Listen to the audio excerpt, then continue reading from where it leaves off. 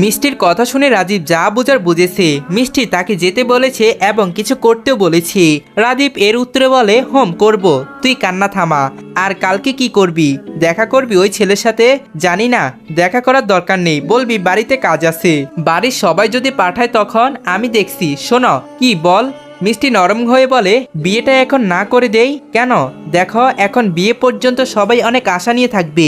বিশেষ করে তুহিন এখনো কত কিছু ভেবে বসে আছে। বিয়ে পর্যন্ত গেলে অনেক দেরি হয়ে যাবে, এখনই না করে দেই। রাদীপ গম্ভীর গলায় বলে, তুহিনকে?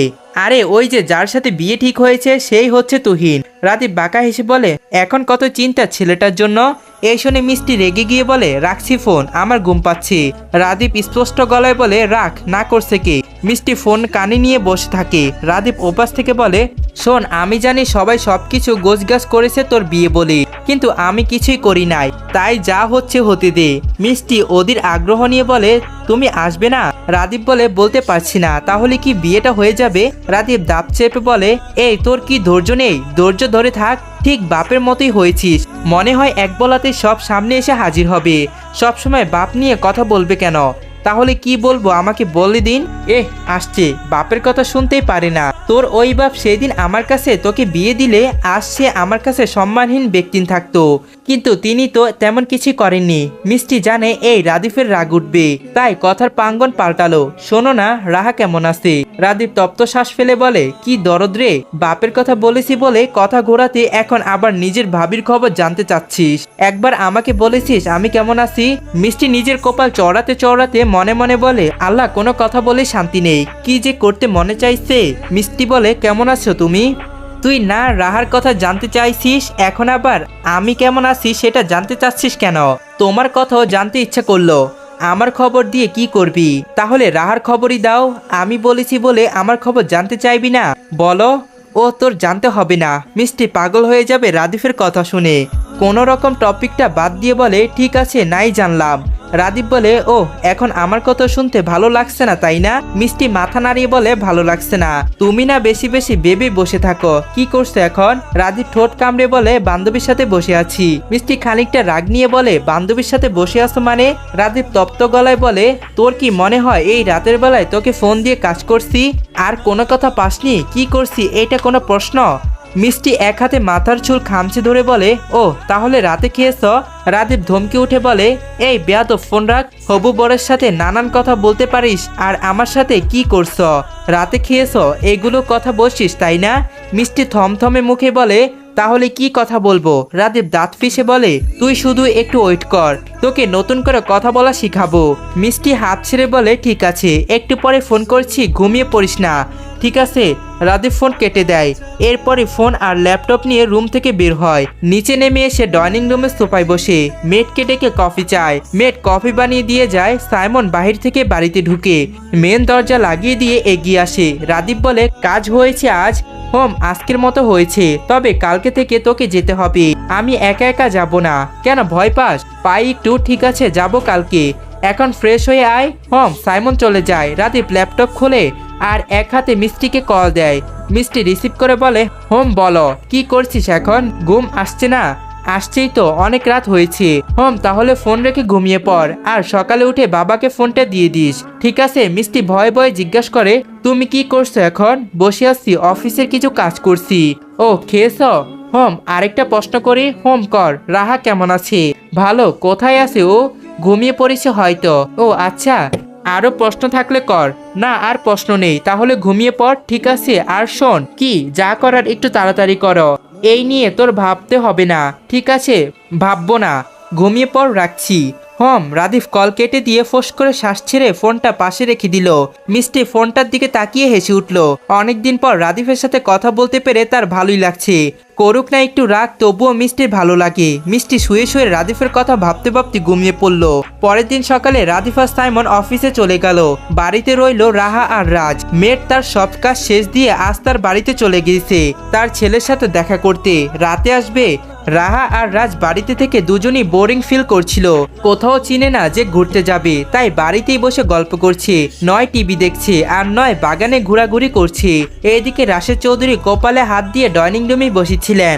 অফিসেও যায়নি, একদিকে অফিসের চিন্তা আরেকদিকে মেয়ের বিয়েটা ঘরোয়াভাবে হচ্ছে, তবুও তার কেমন একটা চিন্তা হচ্ছে।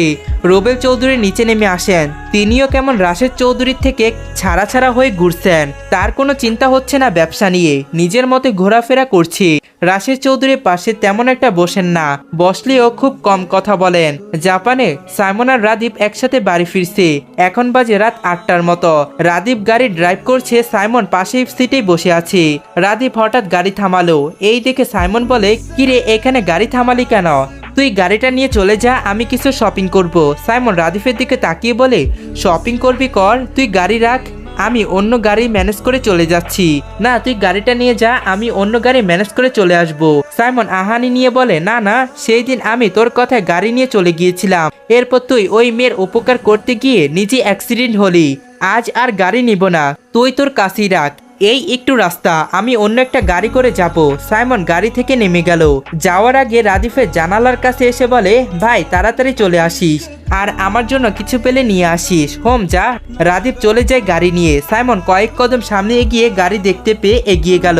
বাড়ি পর্যন্ত এই গাড়িতে করে যাবে। ড্রাইভারের সাথে কথা বলে যে গাড়িতে উঠতে যাবে, ঠিক তখনই একটা মেয়ে পেছন থেকে একটু দূর থেকে সাইমনকে ডেকে উঠে।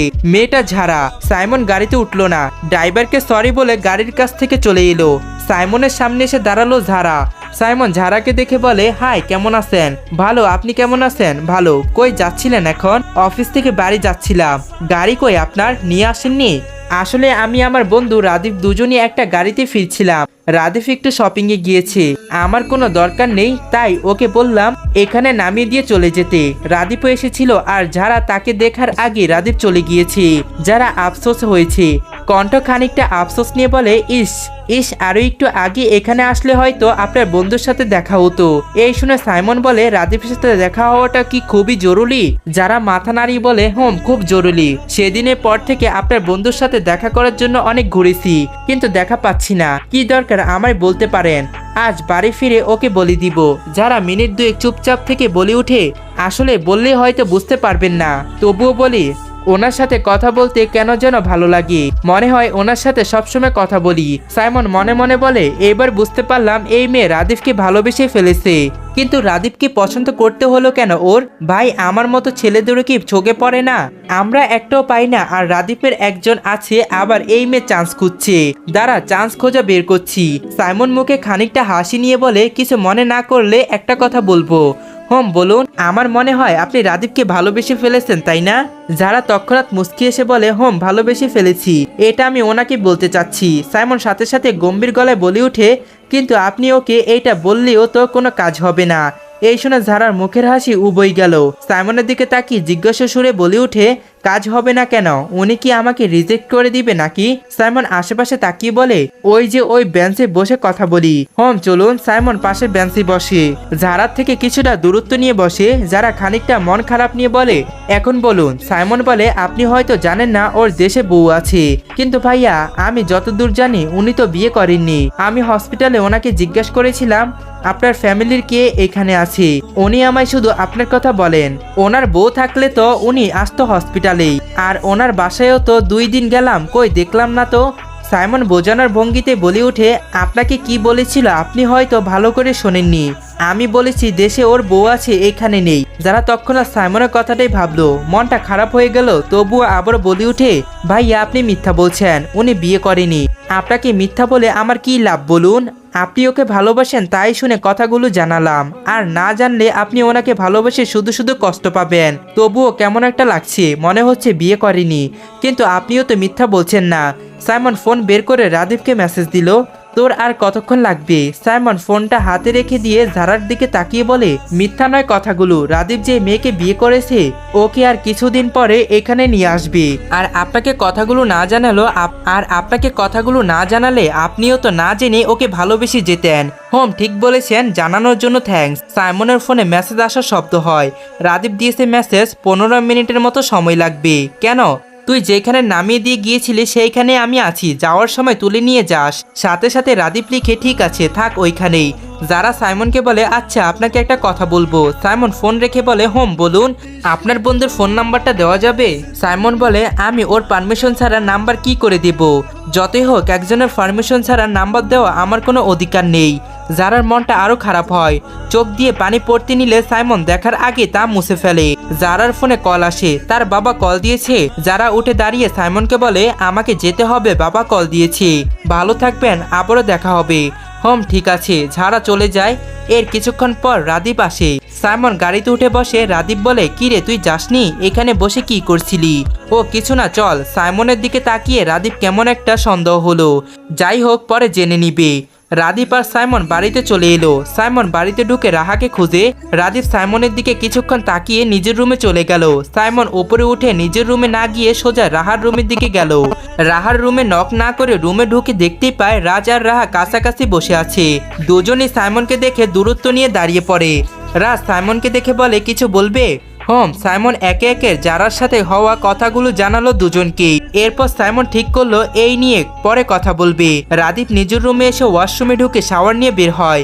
এরপর কারবার থেকে সাদা শার্ট কালো প্যান্ট বের করে পরে নেয়। চুলগুলো ঠিক করে রুমের দরজা খুলে বের হয়ে নিচে নেমে আসে। বাংলাদেশের সময় রাত 9টার দিকে। রাশেদ চৌধুরী আর রুবেল চৌধুরী রাতের খাবার খেয়ে বসে আছেন। সাইমা চৌধুরী আর রোমানা চৌধুরী পাশে বসে আছেন। তারা তাদের কিছু আত্মীয়দের ফোন করে বিয়ের দাওয়াতে আসার জন্য বলেছেন। মিষ্টি নিচে নেমে আসে। এরপরে সেও বসে। রাশেদ চৌধুরী মিষ্টির দিকে তাকিয়ে বললেন মিষ্টি বিয়েতে তোমার বান্ধবীদের আসতে বলেছ? হোম বাবা বলেছি। আচ্ছা বাবা, পুপ্পির আসার কথা ছিল, আসলো না কেন? পুপ্পি কি আসবে না? কালকে সকালে আসবে। ও ভালোই হলো। মিনিট 5 পরে বাড়ির কলিং বেল বাজলো। বাড়ির ভেতরে 3জন পুলিশ ঢুকলো। আকাশমিক বাড়িতে পুলিশ দেখে সবাই উঠে দাঁড়ালো। রাশেদ চৌধুরী আর রুবেল চৌধুরীর সামনে এসে দাঁড়ালেন পুলিশ অফিসার, আর বাকি দুজন পুলিশ পেছনে দাঁড়িয়ে রইল।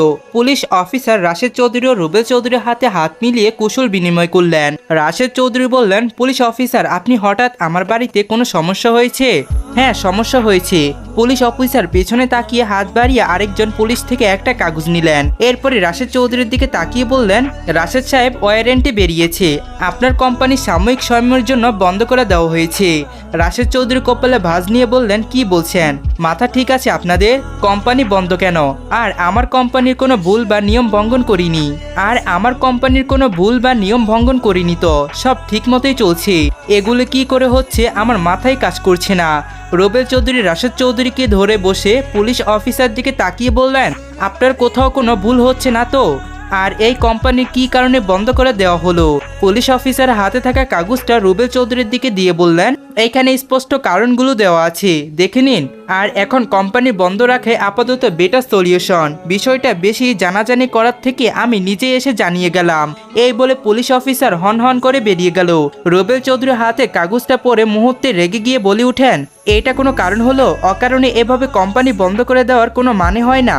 রাশেদ চৌধুরী মাথায় হাত দিয়ে ফ্লোরের দিকে তাকিয়ে আছেন। প্রথমে অফিসের সব কাজের পার্টনাররা চলে গেল, এরপর কারণ ছাড়াই ডিলগুলো ক্যান্সেল করলো। আবার এখন পুলিশ অফিসার নিজে এসে অফিস বন্ধ করে দেওয়ার নোটিশ দিয়ে গেল। রাশেদ চৌধুরী মাথায় তুলে রুবেল চৌধুরীর দিকে তাকিয়ে বললেন কোনো কারণ ছাড়া এগুলো করা কি কোনো মানে আছে? আমার মনে হচ্ছে কেউ ইচ্ছে করে এমন করছে। রুবেল চৌধুরী বেবুক গলায় বললেন আমারও তাই মনে হচ্ছে। হুট করে এমন হওয়ার কোনো কথা নয়। আজ পর্যন্ত আমাদের কোম্পানির উপর কেউ কোনো রিপোর্ট আনতে পারেননি, আর আজ কোনো কারণ ছাড়াই কোম্পানি বন্ধ, ব্যাপারটা সত্যি খুব জটিল হয়ে দাঁড়িয়েছে। রাশেদ চৌধুরী উঠে দাঁড়ালেন। এরপর রুবেল চৌধুরীকে বললেন চল। কোথায় যাব? থানায়। এখন থানায় গিয়ে কি করব? যা বলার ওনারা তো বলেই গেল, তবুও ওনাদের সাথে কথা আছে। এভাবে নোটিশ দিয়ে গেল তা তো হলো না, আমাদের জানতে হবে। রুবেল চৌধুরী বললেন তাহলে চল। রাশেদ চৌধুরী রুবেল চৌধুরীকে নিয়ে চলে গেলেন। সাইমা চৌধুরী আর রুমানা চৌধুরীও চিন্তায় পড়ে গেলেন এই নিয়ে। সবই তো ভালোই যাচ্ছিল, এরই মধ্যে আবার কি হয়ে গেল? রাদীপ ডাইনিং রুমে বসে ল্যাপটপ নিয়ে কাজ করছে। ওপরে সাইমন, রাহা আর রাজ একসাথে বসে আছে। রাদীপ জানে না ওরা কথা বলছে, মনে করেছে তিনজনই যে যার যার মতো রুমে ঘুমিয়ে পড়েছে। ওরা সবাই সাইমনের রুমে গিয়ে গোল হয়ে বসে কথা বলছে। রাহা সাইমনকে বলে ভাইয়া আপনি যারাকে বলেছেন ভাইয়া বিয়ে করেছে, দেশে বউ আছে, এটা যদি যারা ভাইয়াকে বলে দেয় বা ভাইয়া কোনোভাবে জানতে পারে তখন কি হবে? সাইমন ডোন্ট কেয়ার ভাব নিয়ে বলে বলুক, রাদীপ আমাকে কিচ্ছু বলবে না। আর শোন, মিষ্টি রাদীপের বউ থেকে কম নাকি? আমি দেশে বউ বলতে মিষ্টিকে বুঝিয়েছি। এটা শুনে রাদীপ রাগ করবে না, বরং খুশি হবে। রাজ বলে, কিন্তু ভাইয়া মিথ্যা বলছেন কেন? আরে বোঝো না যে আমরা চাই যে মিষ্টি আর রাদীপের মিল হোক। এখন যারা থার্ড পার্সন হয়ে ঢুকতে চাইছে, এখন আমি যেই কাজটা করে এসেছি তোমরাও কি তাই করতে না বলো? রাহা আর রাজ দুজনই দুজনের দিকে তাকিয়ে এরপরে দুজনই বলে ওঠে, আমরাও তাই করতাম। সাইমন রাহা আর রাজের দিকে তাকিয়ে বলে, তোমাদের তো কোনো গোছগাছ দেখছি না। রাহা বলে, কিসের গোছগাছ? কিসের গোছগাছ মানে বিয়েতে যাবে না? আর রাদীপকেও তো দেখছি না, যেমন করে থাকে তেমনই রয়েছে। ও কি বিয়ে করবে না? রাজ বলে, আমারও একই প্রশ্ন। ও কি মিষ্টিকে বিয়ে করবে না? আজ রাত গেলে হাতে আছে আর 2 দিন। এই ছেলে কি কোনো চিন্তা নেই? দেশে যাওয়ারও কোনো তাড়াজোড়া দেখছি না। আবার বিয়ে যে করবে তাও তো কোনো কথাই মুখ দিয়ে বের হচ্ছে না। আমরাও তো যাবো, তাও বলার সাহস পাচ্ছি না। যদি রাগ করে? সাইমন বলে, পারেই শুধু রাগ করতে। ভাই, ও রাগ ছাড়া কি কোনো কথা জানে না? রাজ রাহার দিকে তাকিয়ে হেসে হেসে বলে, আপনি বোনের সামনে ভাইয়ের বদনাম করছেন? সাইমন বলে, বদনাম কি? যদি মিষ্টিকে বিয়ে না করে তাহলে রাদীপের খবর আছে। শালার জন্য মিথ্যা বলে আসলাম আরেক মেয়েকেই। রাহা খিলখিল করে হেসে উঠে। রাদীপ সব কাজবাজ শেষ করে চলে এলো উপরে। নিজের রুমে ঢোকার আগে সাইমনের রুমের দিকে চোখ যায়। খোলা দরজা দিয়ে রাহা আর রাজকে দেখা যাচ্ছে। রাদীপ সাইমনের রুমের সামনে যায়। ওকে দেখে তিনজনই চুপ হয়ে যায়। সাইমন তালে তাল বলে উঠে, ও রাদু, তুই এসেছিস, আয় আয়, তোর কথাই হচ্ছিল। রাজ সাইমনের দিকে এগিয়ে এসে ফিসফিসিয়ে বলে, কি বলে ফেললেন? ইস, তালে তালে বলে ফেলেছি, এবার সামলান। রাদীপ এগিয়ে গিয়ে দাঁড়ায়। সাইমনের দিকে তাকিয়ে বলে উঠে, আমার কথা কি হচ্ছিল? সাইমন হেসে হেসে বলে, মানে আমরা তিনজন মিলে কথা বলছিলাম আর তুই নিচেই বসে কাজ করছিলি, সেইটাই বলছিলাম। তুইও যদি আমাদের আড্ডায় থাকতে ভালো হতো, কিন্তু কাজের জন্য থাকতে পারিস নাই। রাদীপ গম্ভীর কণ্ঠে বলে, শুধু এই নিয়ে? সাইমন বলে, রাদীপ তপ্ত শ্বাস ফেলে তিনজনকে আরেকবার দেখে রুম থেকে বেরিয়ে গেল। সাইমন বিছানা থেকে নামতে নামতে বলে, ও চলে গেল কেন? রেগে গেল না কেন? আমি একটু ওকে খুঁচিয়ে আসি। রাজ রসিকতা করে বলে, সাবধানে খোঁচাবেন। সাইমন হাসতে হাসতে চলে যায় রুম থেকে। রাহা বিছানা থেকে নেমে দাঁড়ায়। এরপর রাজের দিকে তাকিয়ে বলে, চলো এসো, আমার ঘুম পাচ্ছে। চলো। রাজও নেমে দাঁড়ায়। রাহা রুম থেকে বেরোনোর জন্য পা বাড়াতেই রাজ রাহাকে পেছন থেকে ধরে পাঁজর কোলে তুলে নেয়। রাহা ছটপট করতে করতে বলে, কি করছো, নামাও, ওরা কেউ দেখে ফেলবে। রাজ রুম থেকে বেরিয়ে যেতে যেতে বলে, দেখুক, আমার এতে কিচ্ছু যায় আসে না, তবুও নামাও। না, চুপচাপ থাকো। রাজ রাহাকে নিয়ে রুমে চলে আসে। বিছানায় বসায় রাহাকে। এরপর রাহার কোলে মাথা রেখে শুয়ে বলে, আচ্ছা রাহা, তোমার মনে আছে আগে লুকিয়ে তোমাকে পাঁজর কোলে নিয়ে আমার রুমে নিয়ে যেতাম? রাহা মুচকি এসে বলে, মনে আছে। রাজ জড়ানো গলায় বলে, যে বাড়ির থেকে আমরা কথাই চলে এসেছি, সেই বাড়িতে আমি তোমাকে পাঁজর কোলে নিয়ে ঢুকবো। বেশ, তাই হবে। আচ্ছা, তোমার কি মনে হচ্ছে ভাইয়া কি দেশে ফিরে মিষ্টিকে বিয়ে করবে? মনে তো অনেক কিছু হচ্ছে, কিন্তু ঠিক কি হবে বুঝতেই পারছি না। এদিকে সাইমন রাদীপের ঘরে ঢুকে বিছানায় চিত হয়ে শুয়ে আছে।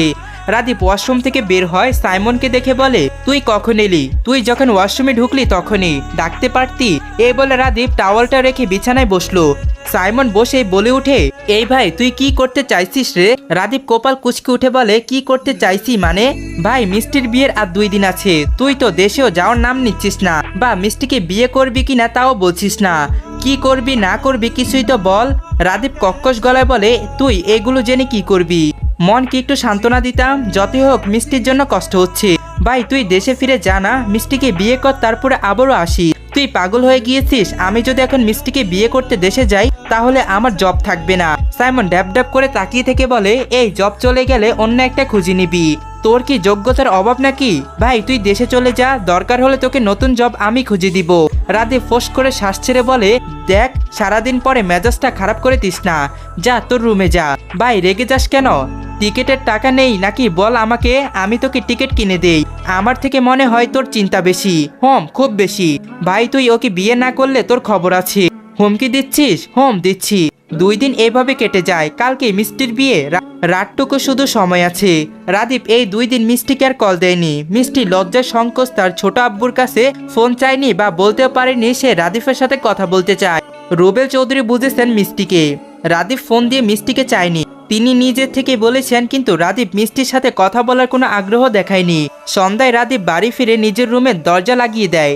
রাহা আর রাজ কয়েকবার এসে রাদীপের রুমে থেকে ফিরে গিয়েছে, দরজা খোলেনি। 1 ঘন্টা পরে রাদীপ রুমের দরজা খুলে নিজেই নিজের বিছানায় গিয়ে বসে। রাহা কোনো প্রকার নক না করে সাথে সাথে রুমে ঢুকে বলে, ভাইয়া তোমার সাথে আমার কথা আছে। রাদীপ রাহার দিকে তাকাতে তাকাতেই বিছানায় হেলান দিয়ে বসে বলে, কি বলবি বল। রাহা ভাইয়ের সামনে বসে বলে, ভাইয়া আমি আর না বলে থাকতে পারলাম না, কালকে মিষ্টির বিয়ে তুমি কি যাবে না? রাদীপ ফোনে কিছু একটা দেখতে দেখতে উত্তর দেয়, যাওয়াটা কি খুবই দরকার? তুমি না ওকে ভালোবাসো, ওর বিয়ে হয়ে যাচ্ছে, তুমি বলছো যাওয়াটা কি খুবই দরকার? বলছি, কিন্তু কেন ভাইয়া, তুমি কি চাইছো বলো তো? রাদীপ গম্ভীর গলায় বলে, আমি যা চাইছি তা আমি সময় মতো ঠিক করে পাবো।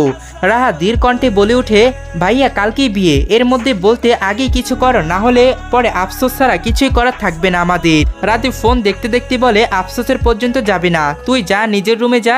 আর সাইমন কোথায় রে? নিজের রুমে। যাওয়ার আগে ওকে একটু আমার রুমে পাঠিয়ে দিস। ঠিক আছে। রাহা মিনমিন করে কথা বলতে বলতে চলে যায়। রাদীপ চট করে উঠে দাঁড়ায়, সিফাতকে কল দেয়। সিফাত কল রিসিভ করতে রাদীপ দাঁত চেপে বলে, এই শালা কখন থেকে মেসেজ দিচ্ছি, কোথায় তুই? এই আসছি। রাদীপ হাতের স্মার্ট ওয়াচের দিকে তাকিয়ে তপ্ত শ্বাস ছেড়ে বলে, 5 মিনিটের মধ্যে যদি না আসিস তোর খবর আছে। শালা লাইফের রিক্সে আসছি ভাই, তুই বের হ। সাইমন রুমে আসে। রাদীপ কল কেটে দিয়ে বলে, তোর আবার আসতে দেরি হলো কেন? আমি খবর পাওয়া মাত্রই ছুটে এসেছি। রাদীপ দরজার দিকে তাকিয়ে সাইমনকে বলে, শোন তোর এখন একটাই কাজ। সাইমন তাড়াহুড়ো করে বলে, ভাই আমি জানি কি করব, তুই যা বলার ফোনে বলে দিস, এখন তাড়াতাড়ি যা ভাই। রাদীপ ফোন পকেটে ভরে রুম থেকে বের হয়ে যায়। সাইমন রাদীপের রুমে লক করে চলে যায়। রাদীপ হন হন করে সিঁড়ি দিয়ে নেমে যেতে নিলেই রাহা সামনে এসে দাঁড়িয়ে বলে, ভাইয়া কোথায় যাচ্ছ? কোথায় যাচ্ছ? ওই সিফাত আসছে, ওর সাথে কোনো কিছু কি হয়েছে? রাদীপ তাড়াহুড়ো বশত রাহার সামনে একটু দাঁড়ায়। রাহার গালে হাত ছুঁয়ে বলে, না কিচ্ছু হয়নি, কাজ আছে তাই যাচ্ছি। এই বলে রাদীপ চলে যায়। রাহা হাবার মতো ভাইয়ের পানে তাকিয়ে রইল। কি বলে গেল কাজ আছে, আবার আগেই বলল সিফাত আসছে, কিন্তু রাহা ওর কথা কিছুই বুঝে উঠতে পারলো না। ভাবতে ভাবতে রাহা ডাইনিং টেবিলের কাছে গিয়ে দাঁড়ালো, গ্লাসে পানি ভরে খায়। সাইমন জানে এখন নিচে গেলে রাজ নয় রাহা দুজনই ওকে প্রশ্ন করবে, রাদীপ কোথায় গিয়েছে। সাইমন এখন এই প্রশ্নের সম্মুখীন বা এর উত্তর কোনোটাই দিতে চায় না। বিকেলে পার্লার থেকে মিষ্টিকে সাজিয়ে আনা হলো। মিষ্টি কেমন একটা ঘুমটো বেঁধে আছে, কাঁদতেও পারছে না, সব কেমন এলোমেলো লাগছে তার কাছে। রাদীপ শেষ পর্যন্ত কিছু করতে পারবে কিনা এই সন্দেহ। মিষ্টি সেজে গুজে নিজের রুমে বসেছিল, সাথে আছে তার 2 বান্ধবী। আর একটু পর পর মিষ্টিকে সাইমা চৌধুরী নয়তো রুমানা চৌধুরী আর নয়তো তার বাবা দেখে যাচ্ছে। রাশেদ চৌধুরী তার বন্ধু সোহেল শিকদারকে কল দিয়েছিলেন, তারাও রওনা দিয়েছে, রাস্তায় আছেন। সোহেল শিকদার নিজেদের 2টা গাড়ি নিয়ে আসছে। একটাই বলতে সে তুহিন আর তুহিনের এক বন্ধু, আর অন্য গাড়িতে তুহিনের চাচা চাচি আর চাচাতো বোন। মাঝ রাস্তায় এসে তুহিনের গাড়িটার ড্রাইভার থামায়। সোহেল শিকদার বললেন, কি হলো ড্রাইভার, গাড়ি থামালেন কেন? ড্রাইভার পেছন ফিরে বলে, স্যার আমার ওয়াইফ প্রেগনেন্ট, ডেলিভারি আর 3 দিন আছে, সে নাকি এখন অসুস্থ হয়ে পড়েছে। আমার বোন ফোন দিয়ে বলেছে আমার ওয়াইফকে নাকি হসপিটালে নিয়ে যাচ্ছে। এখন বাড়িতে আর কোনো পুরুষ মানুষ নেই, এখন মনে হচ্ছে আমাকে যেতে হবে। সোহেল শিকদার বললেন, তাহলে এখন কি হবে, গাড়ি ড্রাইভ করবে কে? তুহিনের একটা বন্ধু ছিল গাড়িতে, নাম নয়ন, সে বলে আমি করছি আঙ্কেল। আর ড্রাইভার ভাই আপনি হসপিটালে যান, আপনাকে এখন ওইখানে বেশি প্রয়োজন। ড্রাইভার বলে, তবে আপনাদের কাউকে ড্রাইভ করতে হবে না, আমার একটা বন্ধু আসছে, ওই একজন ড্রাইভার। তুহিন বলে, ঠিক আছে, তবে তার আসতে কতক্ষণ লাগবে? এই এসে পড়লো বলে, এসে পড়েছে বলতে বলতে ড্রাইভার গাড়ি থেকে নেমে গেল এবং সাথে সাথে আরেকজন ছেলে এসে গাড়িতে উঠে বসে। ছেলেটার মাস্ক পরেছে, শরীরের গঠনের দিক থেকে বেশ হ্যান্ডসাম। পোশাক আশাক দেখে কারোই মনে হচ্ছে না এই ছেলেটা ড্রাইভার, মনে হচ্ছে কোনো বড়লোক পরিবারের সন্তান। ছেলেটার কোনো কথা ছাড়াই গাড়ি ড্রাইভ শুরু করলো।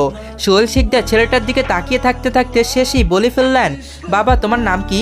আঙ্কেল আমার নাম রায়হান। ও তোমাকে একটা কথা বলবো। জি বলুন। তুমি কত বছর ধরে গাড়ি চালাও? আঙ্কেল আমি যখন কলেজে উঠেছি তখনই বাবার থেকে গাড়ি চালানো শিখেছি, এরপর থেকে চালাচ্ছি, তবে ভয় পাবেন না, আমি অ্যাক্সিডেন্ট করব না। সোহেল শিকদার মাথা নাড়িয়ে বললেন, না না বাবা আমি সেটা বলছি না, তোমাকে দেখে মনে হচ্ছে না তুমি ড্রাইভার, আসলে তোমার সাথে এই ড্রাইভার যাচ্ছে না, মনে হচ্ছে কোনো বড়লোক বাবা মায়ের সন্তান। ছেলেটা বাঁকা হেসে বলে, আঙ্কেল আমাকে দেখে মনে হচ্ছে না যে আমি ড্রাইভার, বড়লোক ছেলে তাই না? শুধু দেখতেই থাকুন, আরো অনেক কিছু মনে হবে। ছেলেটার কথায় কিছুই বুঝতে পেরে উঠলেন না কেউই। হঠাৎ সোহেল শিকদার ছেলেটাকে বলে উঠলেন, তুমি এই রাস্তা দিয়ে গেলে না যে অন্য রাস্তা দিয়ে ঢুকছো কেন? ছেলেটা বলে, আঙ্কেল আজ এই রাস্তা দিয়ে জ্যাম পড়বে, তাই এই রাস্তা দিয়ে যাচ্ছি। সোহেল সিকদার বললেন, এই রাস্তা দিয়ে কখনো ওই বাড়িতে যাইনি, তাই বলতেই পারলাম না, তবে সন্ধ্যা হয়ে আসছে, তুমি একটু তাড়াতাড়ি নিয়ে যাও। ঠিক আছে আঙ্কেল। সন্ধ্যা হয়ে গেল, চারদিকে ভালো মতো অন্ধকার হয়ে আসছে। সবাই রাস্তার আশেপাশে তাকিয়ে বুঝতে পারছে না এখন ওইখানে আদৌ রাশেদ চৌধুরী বাড়িতে যাবে কিনা। সবার মনে হচ্ছে এটা ভুল রাস্তা। ছেলেটার উপর বিশ্বাস করে কেউই কিছু বলছে না। ছেলেটা কাউকে মেসেজ করতে করতে গাড়ির স্পিড বাড়ালো। আশেপাশে কেমন গাছগাছালি দেখা যাচ্ছে। এমন সময় হুট করে ব্রেক করে ছেলেটা। সোহেল সিকদার বললেন, কি হলো? আঙ্কেল সামনে দেখুন। সামনেই দুটো R15 বাইক নিয়ে দাঁড়িয়ে আছে তিনজন ছেলে। ড্রাইভার ছেলেটা বলে, মনে হচ্ছে ওরা এখানে বসে আড্ডা দিচ্ছে। আমি এক্ষুনি ওদের গাড়ি সাইড করতে বলছি। তাড়াতাড়ি যাও। ছেলেটা নেমে যায়। ছেলেটাকে দেখে তিনজন ছেলে এগিয়ে আসে। এরপর ছেলেটা কি যেন বলে ওদের। তিনজন ছেলে চলে যায় নিজেদের বাইকের কাছে। একটা বাইক দুজনই বসে, আরেকটাতে একজন বসে। বাইক স্টার্ট দিয়ে ছেলেটার কাছে এসে পেছনে দাঁড়ায়। গাড়ির ভিতরে থাকা সবাই গাড়ির আলোতে সবটা দেখতে পাচ্ছে। ছেলেটা হুট করে গাড়ির সামনে এসে নিজের মাস্ক খোলে।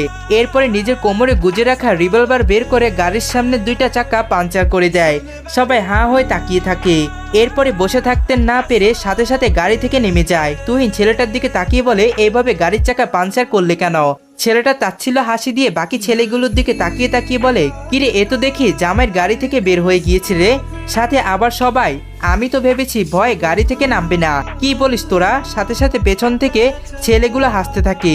এই শুনে তুহিনের চোয়াল শক্ত করে বলে, এবার বুঝতে পারছি এগুলো সব প্ল্যান করে করা হয়েছে।